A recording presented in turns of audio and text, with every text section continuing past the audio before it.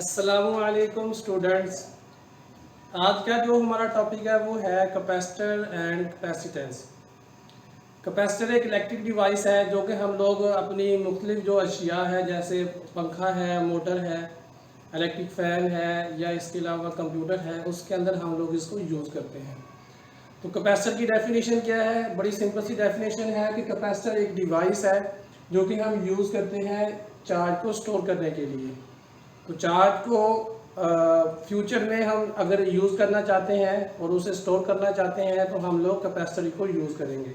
इसके अलावा इसकी एक डेफिनेशन और भी की जाती है कि capacitor is a device to store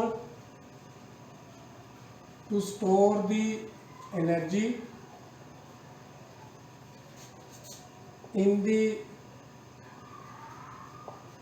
in the form of electric field. Capacitor जो है ये एनर्जी को स्टोर करने के लिए यूज़ होता है और कैपेसिटर के अंदर जो एनर्जी स्टोर होती है वो in the form of electric field होती है। अगर हम लोग आगे जाके हम पढ़ेंगे कि अगर हम लोग मैग्नेटिक फील्ड की फॉर्म में एनर्जी को स्टोर करना चाहते हैं तो उसके लिए फिर हम एक डिवाइस यूज़ करेंगे जिसको हम नाम देते हैं इंडक्टर। लेकिन अगर हमने इलेक्ट्रिक फील्ड की फॉर्म में एनर्जी को स्टोर करना है तो उसके लिए फिर हम यूज़ करेंगे कैपेसिटर। जो सिंपलेस्ट कैपेसिटर है ये दो पैरेलल प्लेट्स के ऊपर जो है वो मुश्तमिल होता है। एक प्लेट को हमने नाम दिया P और एक प्लेट को हम नाम देंगे P डैश का। जो P प्लेट है इसको हमने कनेक्ट किया बैटरी के पॉजिटिव टर्मिनल के साथ और जो P डैश है इस प्लेट को हमने कनेक्ट किया बैटरी के नेगेटिव टर्मिनल के साथ। तो यहाँ पर ये जो सिंबल नज़र आ रहा है ये हम यूज़ करते हैं बैटरी के लिए। जो बैटरी की बड़ी लाइन होगी उसको हम नाम देंगे पॉजिटिव और जो छोटी लाइन होगी उसको हम नाम देंगे नेगेटिव। तो जैसे ही यहाँ से स्विच को ऑन किया जाएगा तो स्विच को ऑन करने से जो Q चार्ज है वो पॉजिटिव प्लेट के ऊपर, Q पॉजिटिव चार्ज है, ये पॉजिटिव प्लेट के ऊपर आकर डिपॉजिट हो जाएगा और जो इसके इक्वल नेगेटिव चार्ज है वो दूसरी प्लेट के ऊपर आकर डिपॉजिट हो जाएगा। ड्यू टू इलेक्ट्रोस्टैटिक इंडक्शन की वजह से जो पॉजिटिव चार्ज है वो P प्लेट के ऊपर और उतना ही चार्ज ऑपोजिट चार्ज ये P डैश के ऊपर आके डिपॉजिट हो जाएगा। अब चूंकि जो चार्ज है ये एक प्लेट के ऊपर आके डिपॉजिट हो गया है तो इनके दरमियान में एक इलेक्ट्रिक फील्ड जो है वो जनरेट हो जाएगी जो फ्रॉम पॉजिटिव टू नेगेटिव होगी। ठीक है, ये यहाँ पर जो चार्ज है ये तब तक इसके ऊपर आके डिपॉजिट होता रहेगा जब तक बैटरी का पोटेंशियल और इस दोनों के दरमियान में पोटेंशियल बराबर नहीं हो जाता। जब भी दोनों प्लेट्स दोनों जगह पे पोटेंशियल जो है वो बराबर हो जाएगा तो जो कैपेसिटर है वो फुली चार्ज हो जाएगा। अब हम कहेंगे कि अब जो है वो कैपेसिटर को चार्ज करने की ज़रूरत नहीं है, अब ये फुली चार्ज हो गया है क्योंकि जो जितना वोल्टेज यहाँ पर है उतना ही वोल्टेज यहाँ पर आ जाएगा। ठीक है जी। तो सपोज करें कि जो Q चार्ज है वो चार्ज जो है Q ये डिपॉजिट हुआ है इन दोनों प्लेट्स के ऊपर। टोटल चार्ज जो डिपॉजिट हुआ है वो Q है। तो ये डायरेक्टली प्रोपोर्शनल होगा वोल्टेज डिफरेंस के। वोल्टेज डिफरेंस जो Q चार्ज के डिपॉजिट होने की वजह से इन दोनों प्लेट के दरमियान में क्रिएट हो गया है। तो जितना ज़्यादा चार्ज होगा उतना ज़्यादा यहाँ पर पोटेंशियल होगा। ठीक है जी। अगर हम इस डायरेक्ट साइन को ख़त्म करें तो डायरेक्ट साइन ख़त्म करेंगे तो आ जाएगा Q is equal to CV, where Q is the total charge, C is the proportionality constant और इसको हम नाम देते हैं कैपेसिटेंस का, and voltage V is the voltage between two parallel plate, between two oppositely charge parallel plates. ठीक है जी। तो C को हम नाम देंगे प्रोपोर्शनैलिटी कांस्टेंट और इसको हम नाम देते हैं C is the capacitance of the capacitor. तो कैपेसिटेंस से क्या मुराद है? कैपेसिटेंस से मुराद है कि जो कैपेसिटर है उसके अंदर कितनी एबिलिटी है चार्ज को स्टोर करने की। तो यहाँ से फिर कैपेसिटेंस की डेफिनेशन बन जाएगी the ability of the capacitor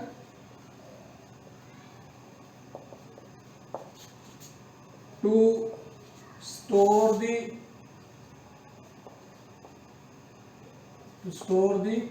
charge. ठीक है जी, जो कैपेसिटर की एबिलिटी है कि कैपेसिटर के अंदर कितनी कैपेसिटेंस मौजूद है किसी भी चार्ज को स्टोर करने की, इसको हम नाम देंगे कैपेसिटेंस का। और कैपेसिटेंस को हम डिनोट करते हैं C के साथ। तो यहाँ से फिर C जो है इज इक्वल टू आ जाएगा C is equal to Q/V। और यहाँ से जो है वो C के यूनिट्स होंगे, यूनिट आ जाएंगे। चार्ज का जो यूनिट है वो कूलम होता है, और जो वोल्टेज है इसका यूनिट होता है वोल्ट। तो ये इज इक्वल टू आ जाएगा फैरेड के बराबर। ठीक है जी, और इसको हम डिनोट करेंगे कैपिटल F के साथ। 1 फैरेड किसके बराबर होगा? ये 1 coulomb charge divided by 1 volt.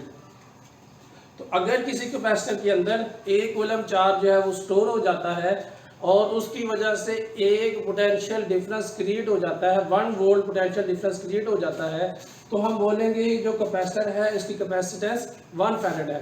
ठीक है जी, तो अब यहाँ पर जो कैपेसिटेंस है, कैपेसिटेंस ये डिपेंड करती है, डिपेंड ऑन, सबसे पहली जो चीज है वो है सेपरेशन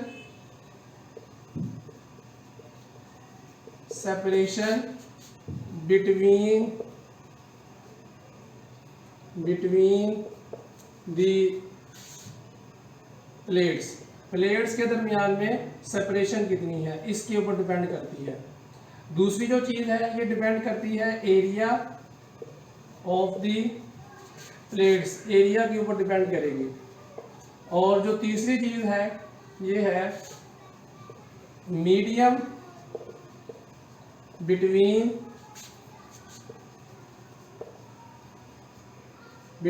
दी प्लेट्स। यहाँ ये एक चीज आपने याद रखनी है कि जो कैपेसिटेंस है, यहाँ ये जो वोल्टेज है, ये वोल्टेज ये बैटरी का वोल्टेज नहीं है, बल्कि ये वोल्टेज है बिटवीन 2 पैरेलल प्लेट्स जो चार्ज की वजह से इसके ऊपर आया है। ठीक है जी, तो यहाँ से फिर ये इन 3 चीज़ों के ऊपर जो है वो कैपेसिटेंस डिपेंड करेगी। ठीक है, इसके बाद अब हम देखते हैं कि अगर हमारे पास 2 पैरेलल प्लेट्स हैं तो उनके लिए वैक्यूम की वैल्यू क्या आती है। हमने शुरू में यहाँ पर जो है वो इनके दरमियान में जो मीडियम है वो वैक्यूम को रखा है, या फिर आप यूँ समझ लेंगे एयर को हमने इनके दरमियान में रखा हुआ है। तो जो 2 प्लेट्स हैं, 2 plates are separated by vacuum के साथ हम लोगों ने इनको सेपरेट किया है। ठीक है, लेकिन हम इनके दरमियान में कोई डाइलेक्ट्रिक भी रख सकते हैं, तो डाइलेक्ट्रिक का जो है वो पोर्शन हम बाद में करेंगे। पहले हम इसको वैक्यूम के ज़रिए से निकालेंगे कि इस कैपेसिटेंस की वैल्यू क्या आती है जब हमने इन 2 प्लेट्स के दरमियान में वैक्यूम को रखा है। तो आगे जो टॉपिक है वो है हमारा capacitance of the parallel plates. Capacitance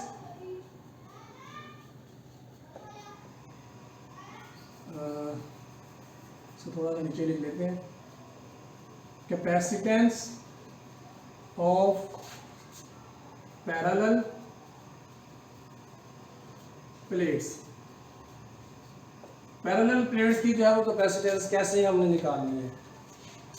तो अभी हमने ये कहा कि जो कैपेसिटेंस है इसका फार्मूला हमने लिखा कि कैपेसिटेंस इज इक्वल टू होती है C is equal to Q/V के बराबर। इसको हम नाम दे देते हैं इक्वेशन नंबर 1 का। ठीक है जी, तो लास्ट टाइम हम लोगों ने एक फार्मूला ड्राइव किया था कि E जो है electric intensity is equal to होता है V/D के।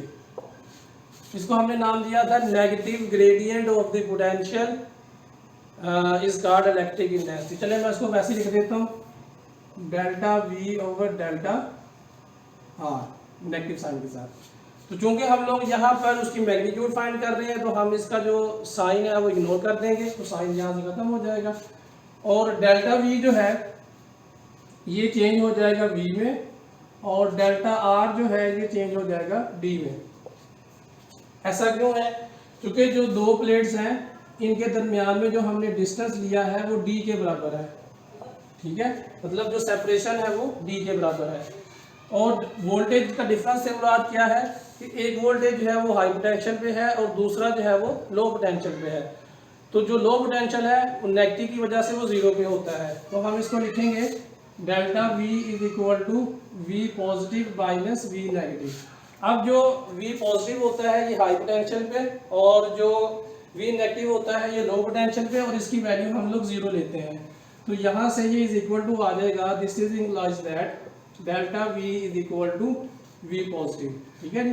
तो इसको हम सिंपल V लिख लेंगे। तो यहाँ से जो डेल्टा V है ये चेंज हो जाएगा V में, और डेल्टा R जो है ये चेंज हो जाएगा D में। तो E इज इक्वल टू आ जाएगा V ओवर D के बराबर। तो यहाँ से हम लोग लिख सकते हैं V is equal to E D, ये इक्वेशन नंबर आ गई 2। उसके बाद हम लोगों ने गॉसेस लॉ को यूज करते हुए इलेक्ट्रिक इंटेंसिटी फाइंड की थी बिटवीन टू पैरेलल प्लेट्स, और electric intensity between two parallel plates by using Gauss's law उसकी वैल्यू आई थी E is equal to sigma over epsilon naught. ये हमने वैल्यू फाइंड की थी bye using Gauss's law.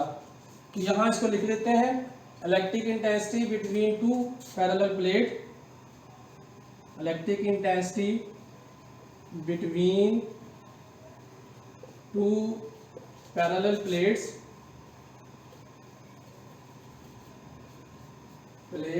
Is, तो ये हमारे पास आती है E is equal to sigma over epsilon naught. इसको हम इक्वेशन नंबर 3 का नाम दे देते हैं। अब हम क्या करेंगे, अब हम इक्वेशन नंबर 3 है इसको पुट करेंगे इक्वेशन नंबर 2 के अंदर। पुट इक्वेशन नंबर 3, इक्वेशन 3 इन 2। जब इसको 2 में पुट करेंगे तो जो V है वो V इज इक्वल टू आ जाएगा सिग्मा ओवर एप्सिलॉन नॉट, ठीक है जी। इसको इक्वेशन नंबर 1 का नाम, A का नाम दे देते हैं, ठीक है। अब इसके बाद जो Q होता है, इस Q को भी हमने गॉसेस लॉ के अंदर एक फार्मूला लिखा था सरफेस चार्ज डेंसिटी के लिहाज से, sigma is equal to Q over A। Charge पर unit area is called surface charge density. Surface charge density से क्या मुराद है कि हमारे पास यहाँ पर जो दो प्लेट्स थी, इन प्लेट का जो एरिया है इस एरिया के ऊपर टोटल चार्ज कितना आया है। तो अगर टोटल चार्ज को एरिया पे डिवाइड कर दिया जाए तो वो बन जाता है सरफेस चार्ज डेंसिटी, ठीक है जी। We also know that surface charge density sigma is equal to होता है Q ओवर A के, चार्ज पर यूनिट एरिया, ठीक है जी। तो यहाँ से जो Q है Q इज इक्वल टू आ जाएगा सिग्मा A के बराबर। इसको नाम दे दें इक्वेशन नंबर B का। अब हम लोगों ने जो इक्वेशन नंबर A में हम लोगों ने पोटेंशियल की वैल्यू फाइंड की जो कि है E ओवर एप्सिलॉन नॉट, साथ में D भी आएगा, ठीक है जी। ये D भी साथ में आएगा क्योंकि हमने यहाँ E की वैल्यू पुट की थी। E की वैल्यू हमने यहाँ पुट की, ये आ गई सिग्मा ओवर एप्सिलॉन नॉट, और D जो है वो साथ में मल्टीप्लाई हो गया। इक्वेशन नंबर A से हमने V की वैल्यू फाइंड की sigma D over epsilon not, और यहाँ से हमने Q की वैल्यू फाइंड की सिग्मा A। अब ये इक्वेशन नंबर A और इक्वेशन नंबर B हम लोग पुट कर देंगे इस इक्वेशन नंबर 1 के अंदर, ताकि हम लोग वैक्यूम की वैल्यू फाइंड कर सके, कैपेसिटेंस की वैल्यू फाइंड कर सकें। तो C फॉर वैक्यूम, क्योंकि हमने वैक्यूम रखा हुआ है, इज इक्वल टू आएगा putting the value of V, तो V जो है वो डिवाइड होगा, तो यहाँ आ जाएगा sigma D over epsilon not, और Q जो है वो किसके बराबर है, सिग्मा A के बराबर। तो यहाँ से सिग्मा जो है वो सिग्मा के साथ कैंसिल आउट हो जाएगा, और ये जो एप्सिलॉन नॉट है ये ऊपर चला जाएगा। तो यहाँ से सी वैक्यूम इज इक्वल टू आ जाएगा एप्सिलॉन नॉट डी ओवर ए। ठीक है जी। इसका मतलब ये हुआ कि जो हमारी जो कैपेसिटेंस है ये तीन चीज़ों पर डिपेंड करती है, जो कि मैंने आपको शुरू में बताया भी था कि कैपेसिटेंस डिपेंड ऑन 3 फैक्टर्स। उसमें सबसे पहले था सेपरेशन बिटवीन द प्लेट्स, जो कि हम लोगों ने डी के साथ डिनोट किया था। तो वैक्यूम की जो कैपेसिटेंस है वो डिपेंड करती है सेपरेशन के ऊपर। अगर हम डी की वैल्यू को सॉरी ये यहाँ पे गलत हो गया, ये डी नीचे आएगा क्योंकि ये ए ऊपर है ना, ए ओवर डी आएगा। ठीक है, अब ठीक है। तो अगर हम लोग सेपरेशन को जो है वो इंक्रीज करते हैं तो वैक्यूम जो है ये डिक्रीज हो जाएगी। ठीक है, तो जो 2 प्लेट्स हैं अगर इनके दरमियान में आप फासला कम करते जाएंगे तो कैपेसिटेंस जो है वो बढ़ती जाएगी। उसके बाद एरिया के ऊपर अगर हम लोग पैरेलल प्लेट्स की जो एरिया है वो ज़्यादा लेंगे तो कैपेसिटेंस जो है वो ज़्यादा हो जाएगी। और तीसरी चीज़ जो है वो मीडियम, कि अगर हम लोग एयर की बजाय जिसकी वैल्यू 1 होती है उसकी बजाय कोई भी हायर मीडियम यूज़ करते हैं, मतलब जिसकी रिलेटिव परमिटिविटी की वैल्यू 1 से ज़्यादा है, तो वो उसके लिए जो कैपेसिटेंस है उसकी वैल्यू ज़्यादा हो जाएगी। ठीक है जी।